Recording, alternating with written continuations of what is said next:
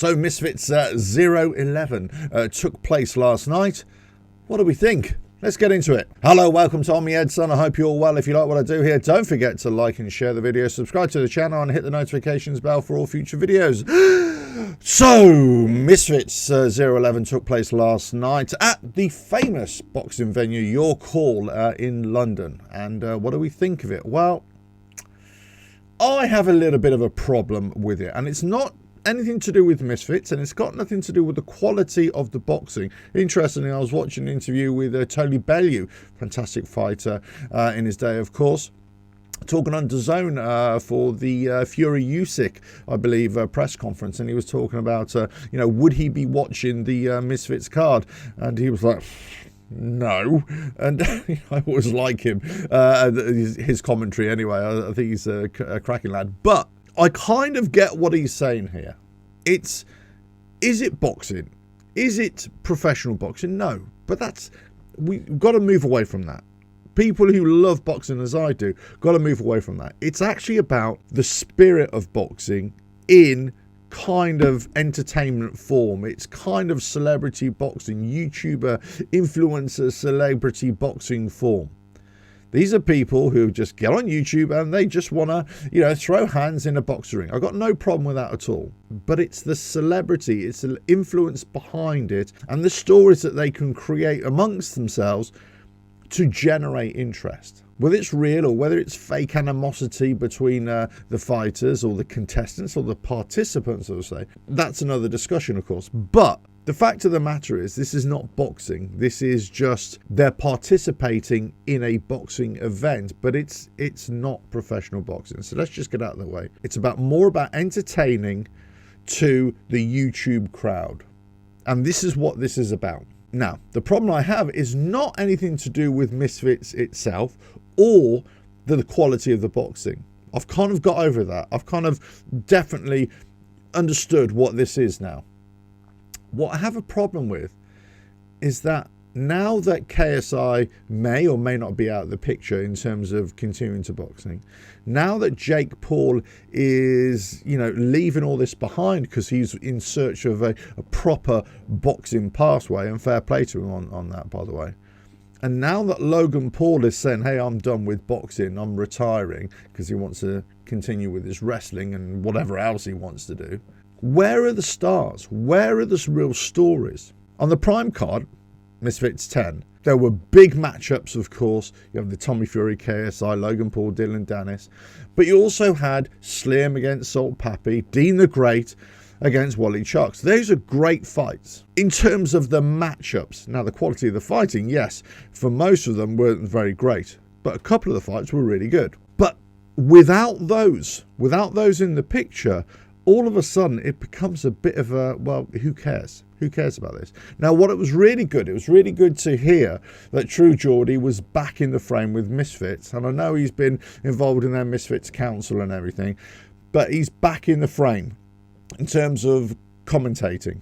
I've got a feeling, on the quiet, True Geordie wasn't that impressed with it at all. And not necessarily not impressed with the quality, but not impressed with the kind of matchups or the story or the hype behind it. It just seemed to be flat. And I think once you take the main players out, then all of a sudden, where is Misfits? Where is Misfits? And they are in desperate need of creating drama, of creating a kind of a hype between people, of creating storylines and narratives. And it just didn't seem to be there. And I think some of the people they're getting involved in here, whether on the commentating side, whether on the presenting side, it just didn't seem to match up to anything that we've seen before. And that's the problem. When you have such a high of Misfits Prime, the 10 card, then all of a sudden it's a big drop off. And that's where we're at. I think there's a big gap, a big gulf between the Misfits Prime card and any other Prime card. Now, what was really interesting right at the end was Joe Weller wanting to come back and take on Bazinga. Now, that creates a storyline. That creates a bit of hype. That creates attention. and not necessarily from boxing fans, but it brings in the YouTuber crowd, brings in the influencer crowd to actually say, no, this is going to be really good. This is what we want. That's what Misfits need to get back to.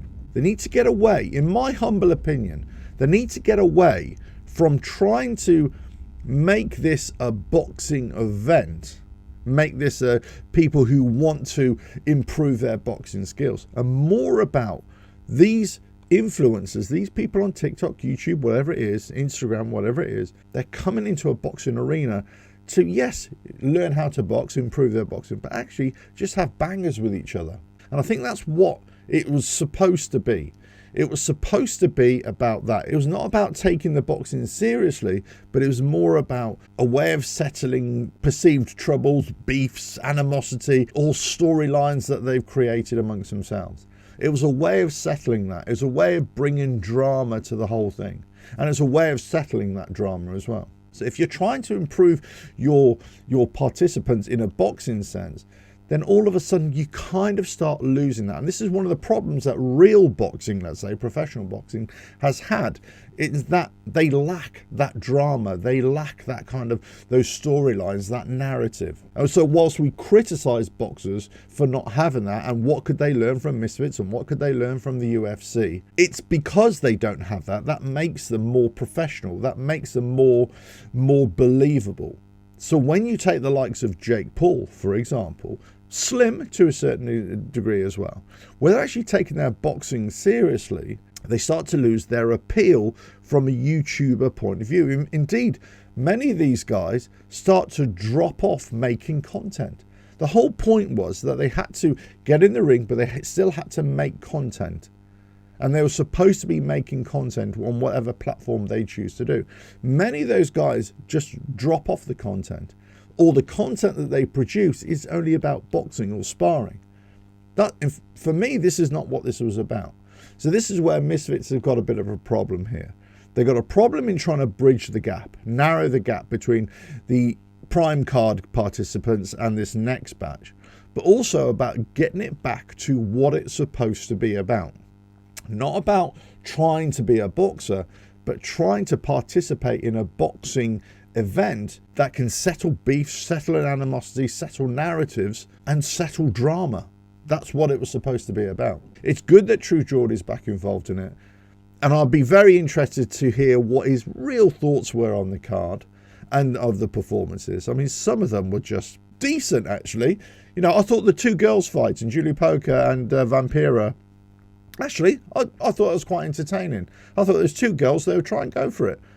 You know, I thought one was more skilled. I thought the other one was skilled to a certain degree, but she had a lot of heart and she went for it. So, you know, props to her. I thought the main event, Jarvis against B-Dave, I thought, yeah, that was okay. But it didn't have the story behind it. It didn't have the anticipation behind it for me. Now, some of the other fights I thought they were okay. They weren't brilliant. But, you know, fair play to the guys for getting in the ring. I thought the Arms Corleone against the Minicon fight was just a bit of a disaster. I thought that, you know, they were gassing out pretty much from the first round. And it's fair enough because they're big guys as well. But there was no real management of energy in those fights either. And also, especially that Arms Corleone, the third and fourth round, and at the end of it, he couldn't even stand up. He was turning his back. He was hanging onto the ropes. You know, for me, you know, whilst they were criticising the referee a lot, I think the referee had a really tough time with those guys, because all of a sudden you're like going, well, do I just stop the fight here? Because this guy can't even continue. He can't even defend himself. If Minicon was more of a fighter, had that fighter's mentality, he would have, you know, and yeah, you know, he was catching him a lot more in the third and fourth round. He would actually put him away. All it took was one decent right hand on Arms Corleone's chin there, and he would have been over, because he was dead on his legs. He had nothing about him as well. So there's, I've said in the previous video, I think the Misfits organisation, they need to be careful how they're managing the fights from a safety point of view, managing the matchups, managing the stories, and managing the hype to make it what it was supposed to be, and not kind of let it fall away here. This is a real thing. This is a real thing where there is a gap now, there's a gulf, and they need to bring in people like the Joe Wellers and Bazingers who can really hype this up and bring it back to what it used to be, or what it was supposed to be, I should say. But I think they've got a real issue with participants who have a few fights and who start believing their own hype and start getting delusional as well about the standard that they're actually at. And then you get the likes of, as I've already said this, Dean the Great calling out actual pro boxers. And now he was supposed to be doing a videoed or a filmed sparring session with Ryan Garcia as well, who's up for a fight himself next month, of course. Now, whether that's ever going to happen or whether they're going to show the world what really happened in that, but this, you're stepping into dangerous territory when you do that. You know, you really shouldn't be putting yourself in a position where you believe that you're better than a pro boxer, and also a pro boxer at world championship level. I mean, you know, we are talking levels here, so they need to know where the levels are.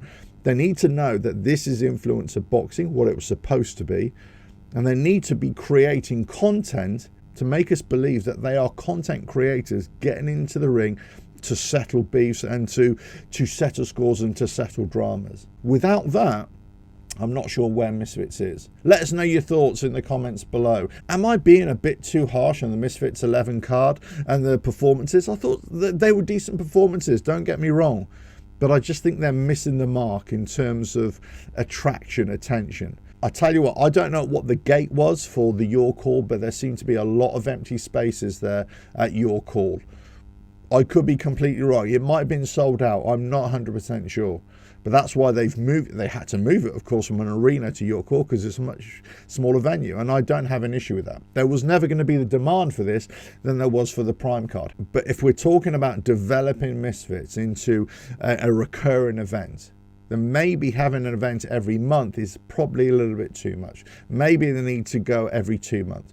Or maybe they need to put more energy into creating a better dynamics between the fighters and more well-known fighters as well, or participants, I should say. Maybe that's where they need to go. Let us know your thoughts in the comments below. But if you like what I do here, don't forget to like and share the video, subscribe to the channel, and hit the notifications bell for all future videos. But Misfits 11, was it all that? I'm not so sure. Catch you again. Bye now.